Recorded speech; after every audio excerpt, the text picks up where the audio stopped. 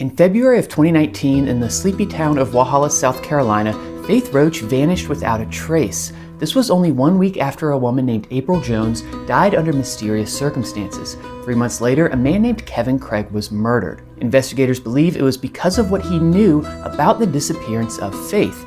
I decided to try to get to the bottom of these mysteries and spoke with the families of the victims, the investigators, and even multiple suspects. And he said all he knows is they cut her up and parts of her is in the rock quarry. You're watching A Mountain Mystery. We're going to start with the disappearance of Faith Roach. I sat down with her aunt and mother. Faith was beautiful. She could walk in a room and change the entire atmosphere. If you were sitting alone and she knew that you were like the outcast, she would be all over you. You were on her radar. Yeah. She wouldn't stop until you were involved. And you were not just involved, but you were involved in having fun. That was Faith right there. But to really know Faith, we need to understand where she's coming from and what she's been through. Faith was just 11 years old when she tragically lost one of her best friends. A car hit them. The little girl that was on the go-kart with her died. Faith, she has a brain injury from it. She felt responsible. And Faith was just a child. She was 11 years old. Faith toted that every day. She did. So this accident had a big impact on Faith's childhood, but it wasn't the last tragedy Faith would encounter. Faith had 2 kids, her first son Connor and a second son Havoc. When Faith was 23 years old, her son Havoc died at just 6 months of age. I'd done everything I could to console her, to be with her, and I told her up front, I said, Faith, I cannot tell you what it's like to lose a child. I've never lost a child. I said, I cannot tell you how that feels, but now I can. I can. I know how it feels now. These horrific tragedies in Faith's life pushed her to drugs to help numb the pain, which in turn also put her in close proximity to some dangerous people. Drugs play a huge part in this story. I've talked about this in previous episodes, but my views on the ways drugs interact with people and communities was misinformed and a blind spot that I didn't realize I had before creating this series. I've done my best to cover what biases you or I might have as we sort through the massive amount of information in these cases. I do this because bias and slanted stories are rampant in today's media landscape, and it's hard to know if you're getting all sides of a story. Luckily, there is a purpose-built tool designed to help you see through media bias and know exactly where your news is coming from. I want to thank Ground News for sponsoring this video. Ground News is an app and website that sources articles from all over the political landscape, so you can get the full story. Let's take a look at this story about the rise in popularity of the drug ketamine. You can view all the articles on this topic and see which sources are reporting on the story. I really like that you can see where they lay on the political spectrum and even view the ownership breakdown for the sources. It only takes a quick look comparing headlines of the same story to see that sometimes they're slanted in very different ways. One of my favorite features of Ground News is their My News Bias tab, which is a personalized dashboard of your news consumption. It shows you how much you're reading, who your top sources are, the topics you're most interested in, and much more. Ground News also features a tab called My Feed, where you can follow specific people, places, and topics to build your own custom news feed. Go to ground.news/Eric to subscribe through my link for as little as $1 a month. Or this month only, get 40% off unlimited access, just $5. It's so easy to be misled in today's media landscape, and subscribing not only supports media transparency, but supports my channel and helps me continue to do the work of telling the complete story. Again, click the link in the description or go to ground.news/Eric to see through media bias and know where your news is coming from. Back to the video. Now that we've gotten to know Faith Roach, let's lay a bit of groundwork in regards to her disappearance. When Cindy and Gail had not heard from Faith in a few days, they started to get worried. Cindy filed a missing persons report, but because of Faith's history with drugs, it wasn't taken very seriously. And then when it come to Havoc's anniversary, and they watched his grave. They watched his grave like a hawk, waiting on Faith to show up, and we kept telling them that she wasn't going to come. I said, if she does not come to Havoc's anniversary, something's bad wrong. She didn't show up. Faith's last Facebook post was February 5th, 2019. Licklog Falls with my homie Argo. Some speculate she didn't actually post this herself and may have gone missing earlier. The last time her family spoke with her was 2 days prior to this post. we came to the conclusion that she went on the 5th, which was a Tuesday. The last time you talked to her was that Sunday. You can look all through her page. Nowhere does she ever post anything with emojis. No. Never. I could not get in touch with Argo, the man that she went on this trip with, but the story he has given other people is that he dropped Faith off on the corner of Coffee and Corey Road. There's a house on the corner of Coffee and Corey Road. We'll call it the White House. The man that lived at that house is the last person to have seen Faith. He claims he saw her get into a burgundy minivan. She hasn't been seen since. Her phone last pinged going up the mountain. This is a home that April Jones was at in the days leading up to her death. A man named Kevin Mailer, a person of interest in April's death, could often be found there.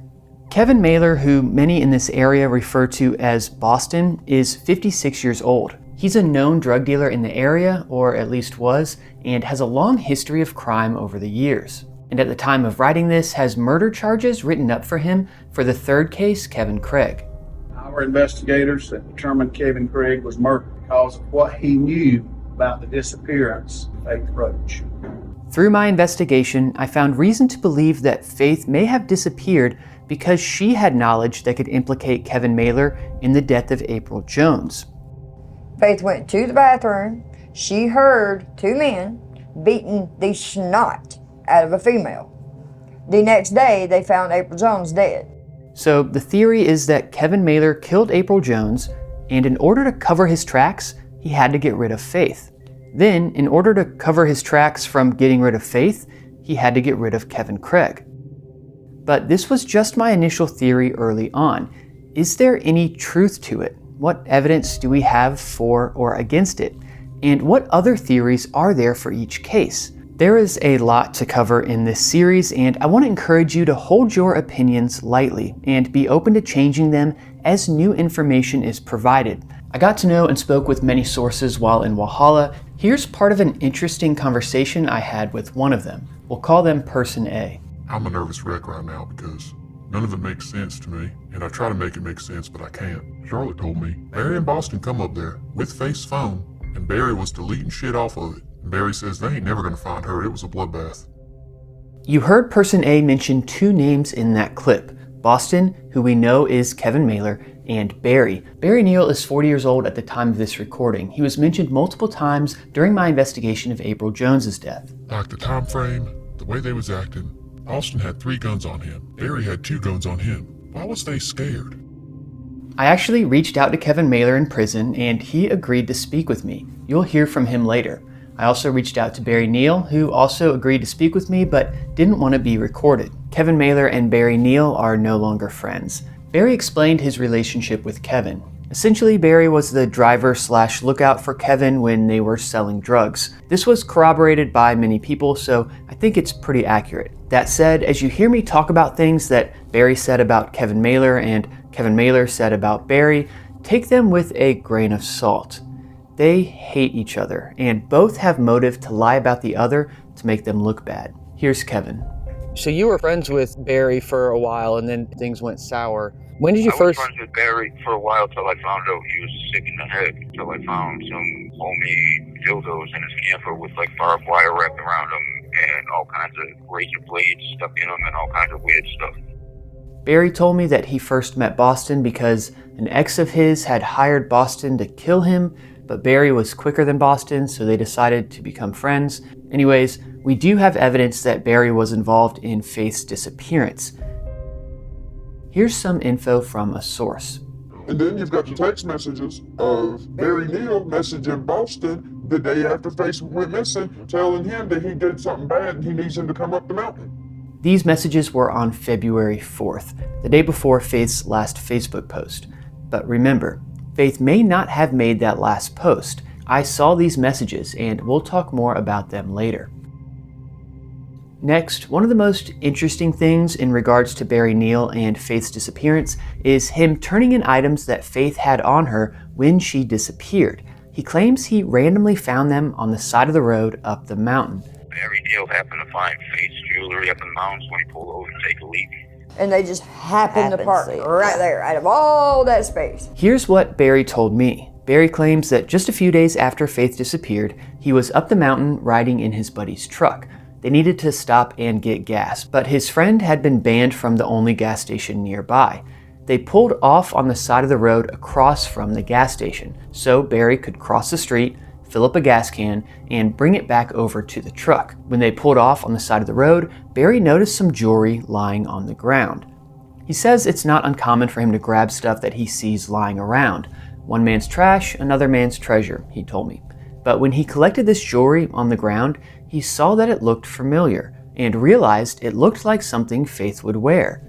The same day, he tells his sister, who gets in touch with Faith's mother. And then that's whenever I'm like, well, give me his number. I got to call him. And then that's when I called him and I'm like, are you going to come to the church? I'm up here in the mountains. You come up here to Tunneltown store. So me and my sister went up there and then let me put my hand in the car and he filled it up with her piercings. And he was scared. He was scared. And that's not everything Barry wound up with. During my multiple trips to Walhalla, I got to know a former sheriff's office investigator. Here's David McMahon. Barry Neal, do you know him? He's a big-time suspect in all this, too. Yeah. I did a search warrant on his house, and I actually found Faith's diary underneath his bed. Really? I did identify his face. It was more stuff that was in her backpack because Connor wrote, I love mommy, and signed his name. And that showed up at Barry's also. I believe Barry Neals knows where her body is. I believe it got something to do with it, but yeah. You're just, you know how you're that close, but yet you're so far? Yep.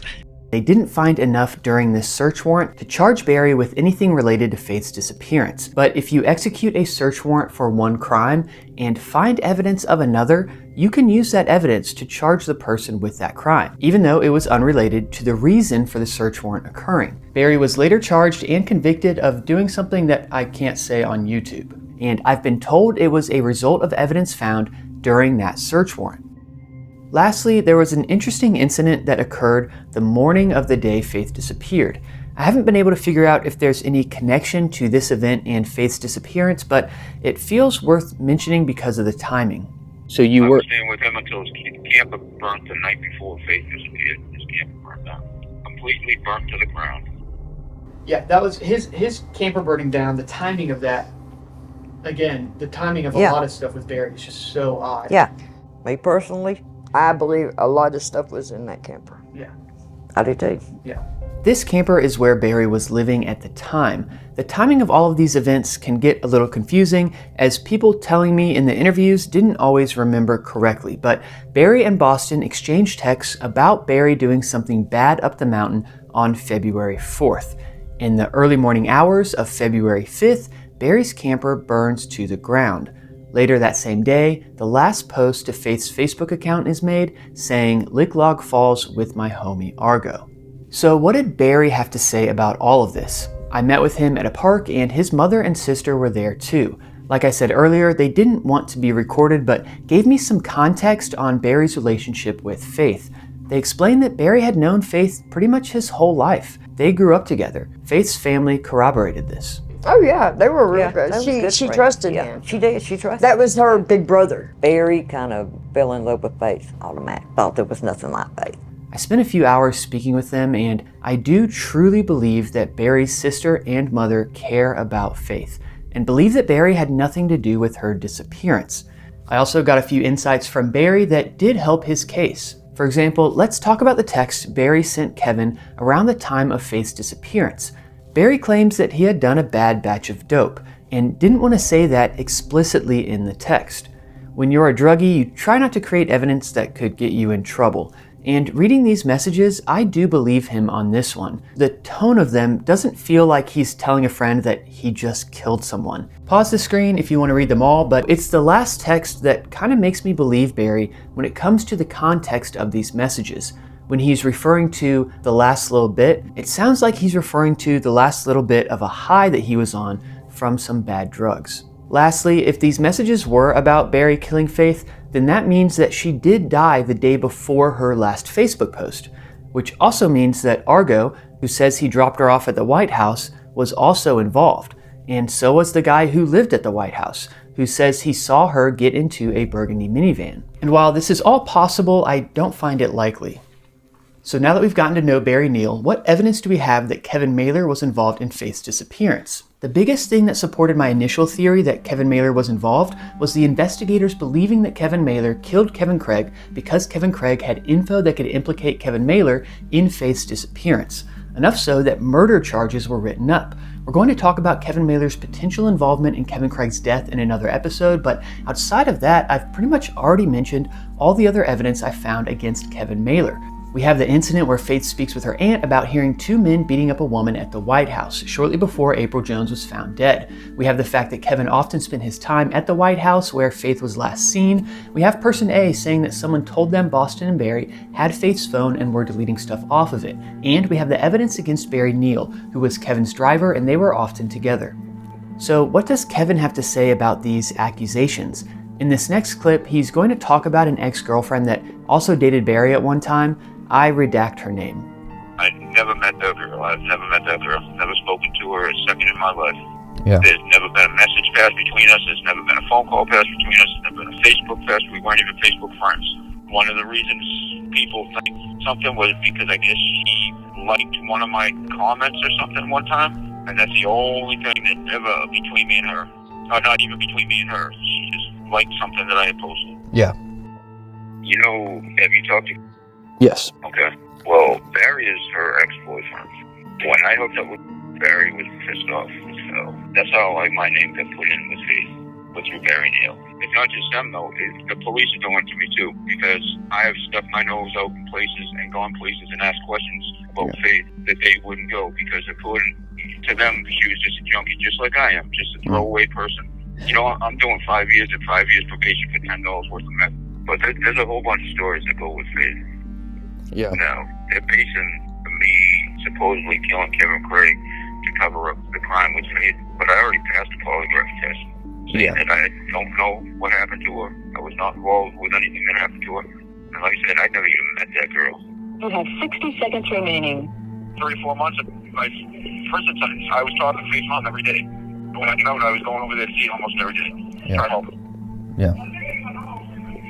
Can I call you back in a little bit so somebody else can use the phone? Yeah, that's fine. Is that all right? Yeah, absolutely. Okay. All right. Thank you. Bye.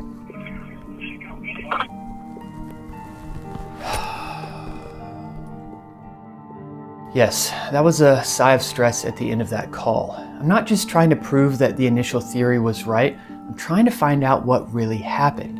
And when I told Kevin I wanted to speak with him to get to the truth, I meant it. It wasn't some manipulation tactic to trick him to speaking with me. I told him that if the truth proved his innocence, I would do my best to show that too. But at this point, I didn't have enough evidence to prove or disprove his guilt. And I didn't want to be manipulated by him either. I want to pause and talk about a bias that I felt when speaking to Kevin Mailer. I think when there is a risk of being wrong or being fooled, we bias towards being wrong. Here's what I mean by that. If I don't believe what Kevin is telling me, but he's actually telling the truth, I'm simply wrong. But if I do believe what he is telling me and he's actually lying, I'm not just wrong, I've been fooled. Someone has pulled one over on me and tricked me. So I think this creates a bias towards not believing people in situations like this because we would rather risk being wrong than risk being fooled. The astronomer Carl Sagan once wrote for his book, Pale Blue Dot, quote, "There will be places where I seem to be arguing with myself. I am.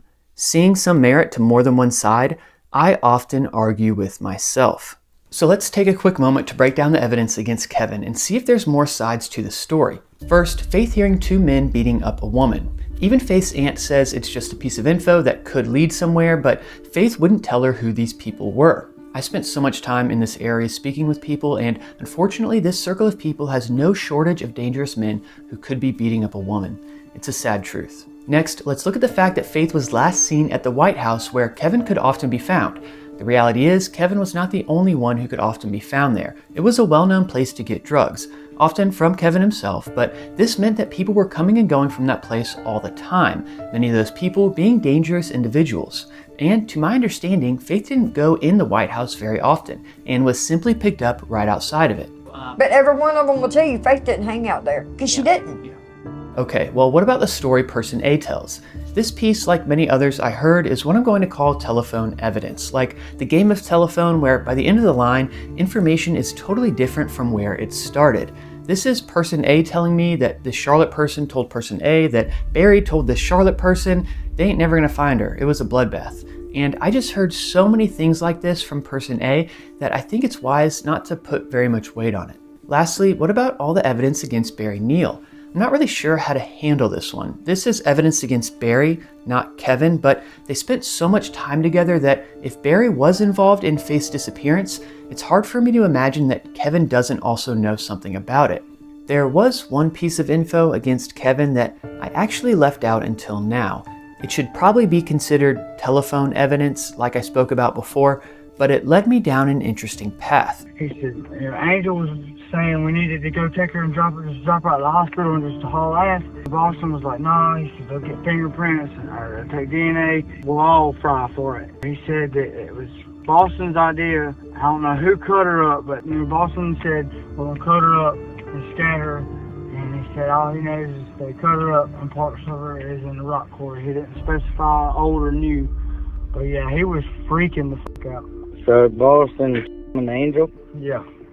3 names are mentioned in that video. Boston, who you already know about, Angel, who has since been shot to death, and a third who agreed to speak with me in person if I left his name out of all of this. Angel is or was Cartel. I'm not gonna say his last name, and I didn't poke or prod into this aspect deeply at all, for safety reasons.